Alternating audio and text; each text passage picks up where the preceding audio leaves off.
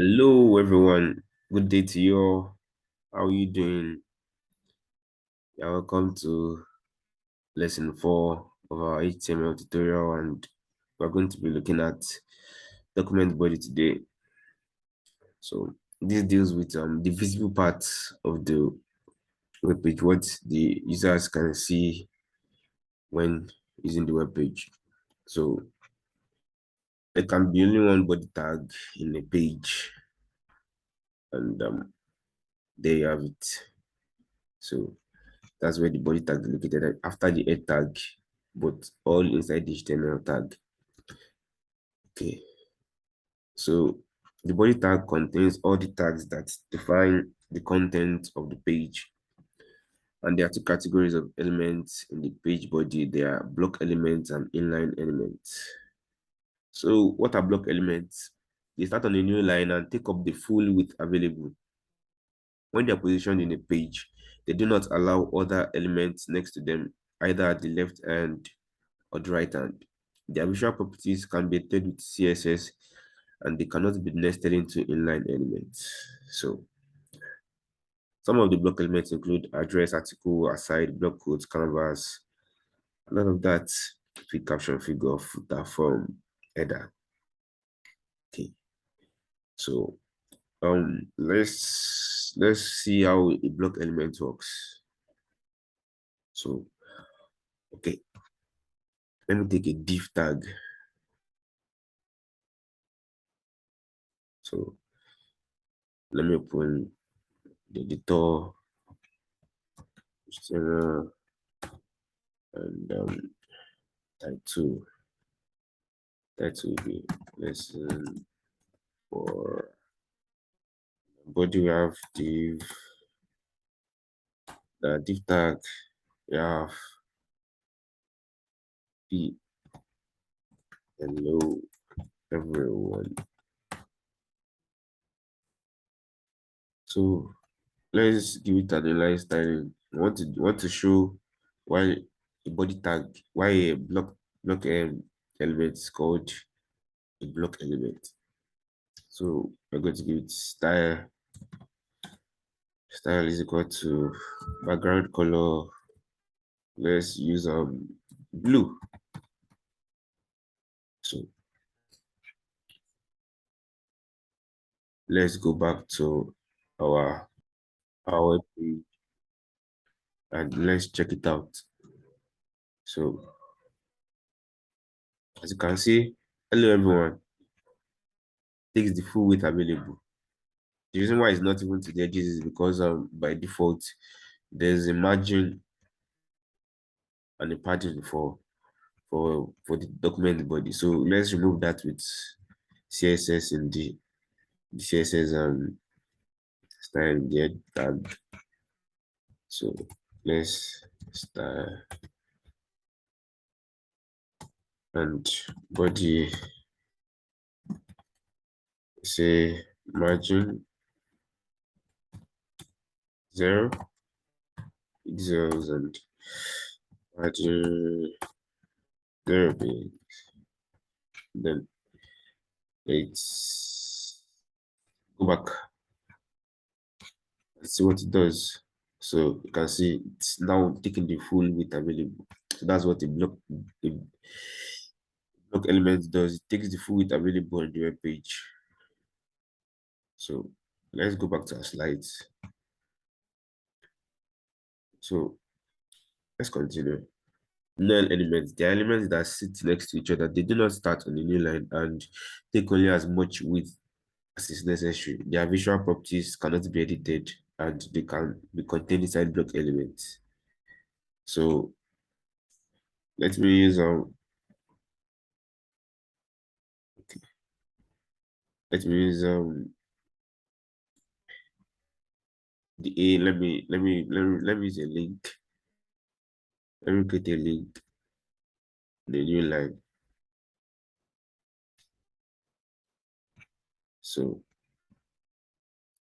here we have a href. Let's just put hashtag. Let me say I am an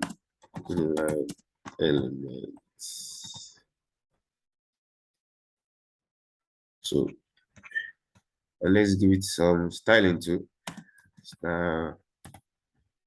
Background color. Let's write. Let's use some yellow. Let's use yellow. So when we get back to our page,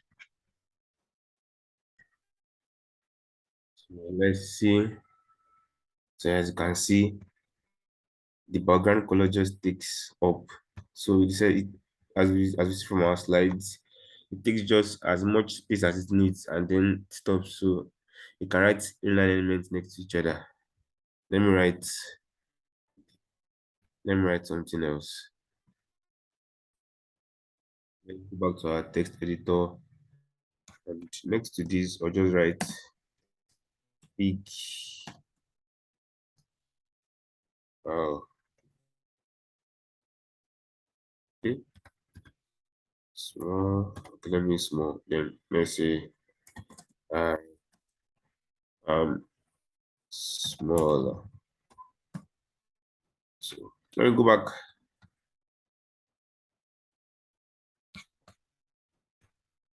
See, can stay next to each other. So block elements. But if I put a block element next to this, you see what will happen.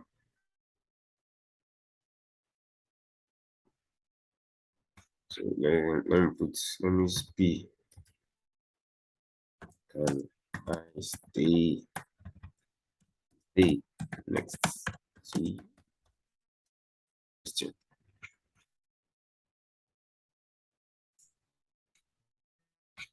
So you see the answer. The answer is no. It can't stay next to them. So that's the difference between block elements and inline elements. So let's go further. So headings, they are defined with the H1 to H6 tags in order from the most important to the least important. We have H1, H2, H3, H4, H5, H6. So as you can see in the example here, this difference between H1 and H6. So let's demonstrate it. So, okay. So now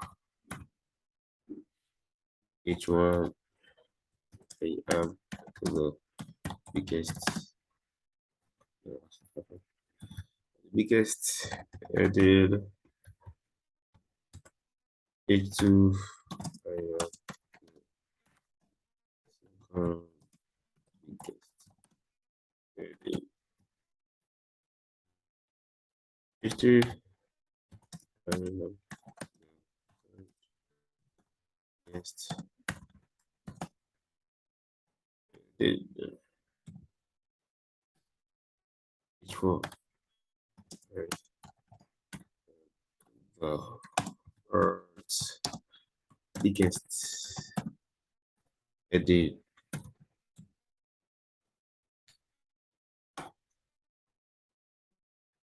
we have H5. Okay, I am the fifth biggest. And then, pardon, I'll be pardon my voice. I've been having serious catarrh for the past 3 days or so. Page 6, which is the last heading. So we say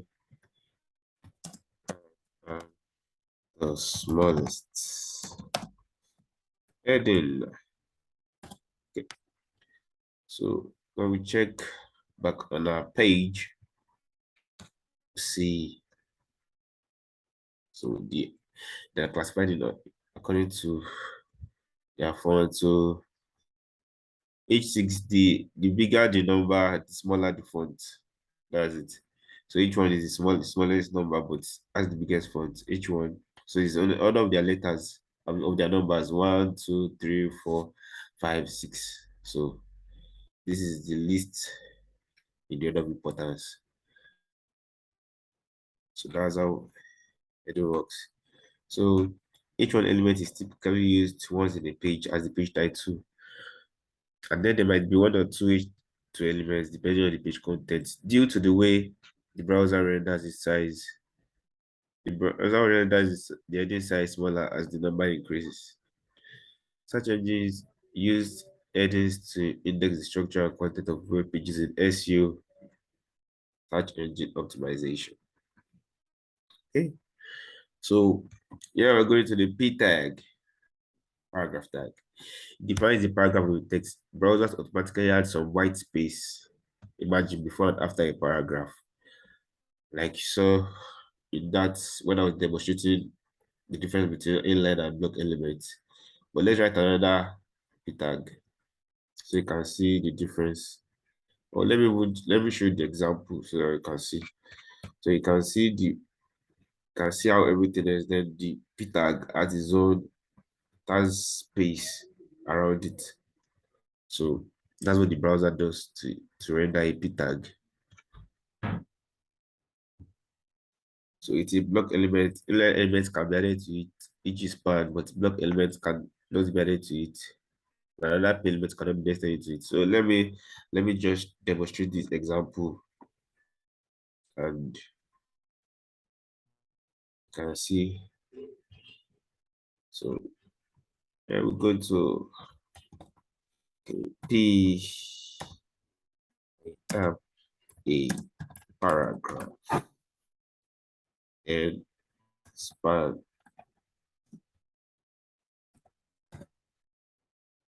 Yes, I am. So let's style this background color. I mean, no. Let's just see the color is green. Okay, so let's go back to the page and refresh. So you see the paragraph, yes, I am, and this is green. So the line element can be put inside the block element.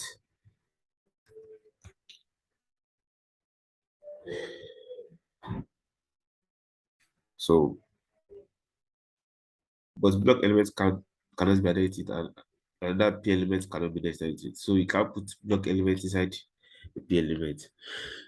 Pardon my voice.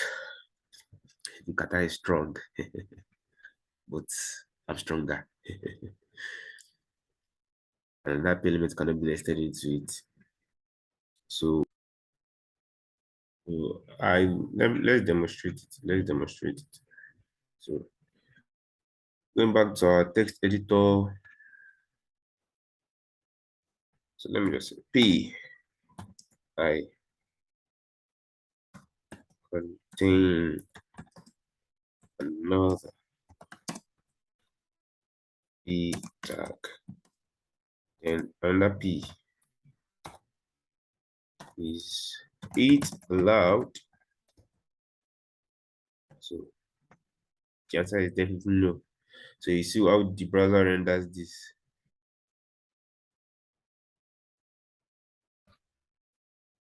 So you see, I contain another P. Is it allowed? No, there's a mistake in my English.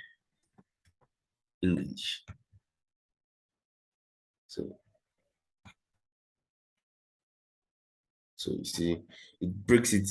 So it's not allowed to nest a P tag inside another one. So that's that about the P tag. And also, browsers remove extra spaces and lines in the code when the page is displayed. For example, now we have this poem, this popular nursery poem. I see the moon says me. God bless the moon and God bless me. I remember these days. So, well, the P tag does not care about the moon and does not care about the poem. It just renders it on a single line. So, let me demonstrate it also. So, here we say P I see the moon.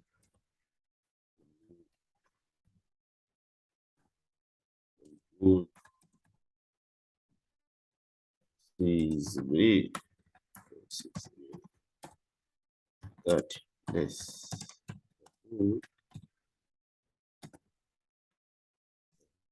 God, bless me. Nice poem it is, but the picture doesn't care about that. So you're gonna say it's gonna read that. See? Or the single line. So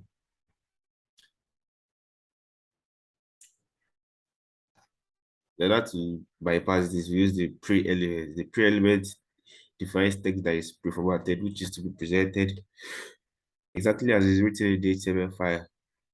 The precise spaces align breaks. So let's try the poem with the pre-tag and let's see what happens. So instead of P, I write pre and I write pre too. So change it and then we'll see. Remember that the pre-tag shows this exactly as it is in HTML. So okay, what's wrong? Supposed to show everything on the same line. Okay, this what is wrong. So we'll go back, see the moon. But notice that the font is not the same. So it writes things as it is, just as it is in the editor like that. That's why to bring it out to the page. So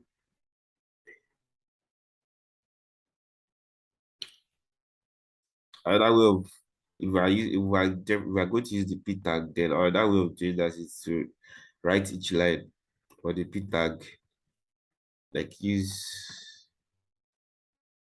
a p tag. So you write this is a p, this p, and then this is going to be a p.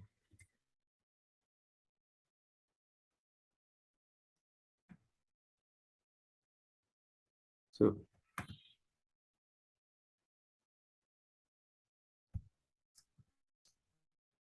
and, this will come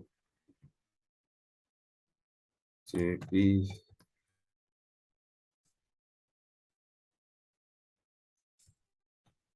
But the space will be so much between them. And then this will come into this place.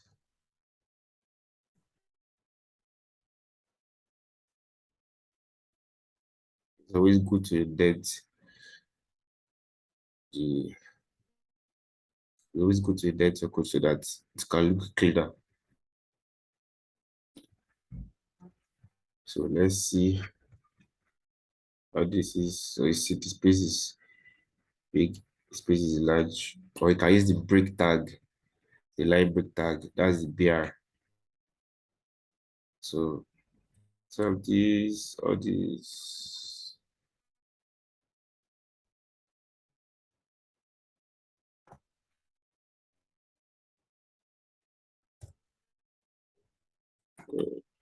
doesn't matter. So you can use BR here, BR, BR, and then we check it out. We see that's reduce space. So these are other methods. Then you can also use CSS. So that's that about that. So I see the pre-element displays this. We've shown that. The span tag is a generic inline container for freezing content. It's an inline tag that can be used to create a section in the block element that can be targeted using CSS. This has been this has been demonstrated with the p tag. So yeah, we did this with the p tag here, and we targeted that part of yes I am. When I said hey, I have a paragraph, yes I am, to be great. Yeah, this is it. Yes I am. So that's what this span tag can be used for. Can be used for other things, but that's what it can be used for. So the BR tag defines a line break. It's an inline element and an empty tag. It can be used to create a new line of break in a text without starting a new paragraph. It does not add any additional spacing. So we did that's the same thing we did when we were trying to find a way to show our poem that the p tag ruthlessly compressed for us. So that's what we did here, which showed this result. So that's what the bear tag is for. It's for line break. So that will be all for today. So did you learn a thing or two? If you have any questions, you can ask in the comment section when the video is posted. Thank you. Have a nice day.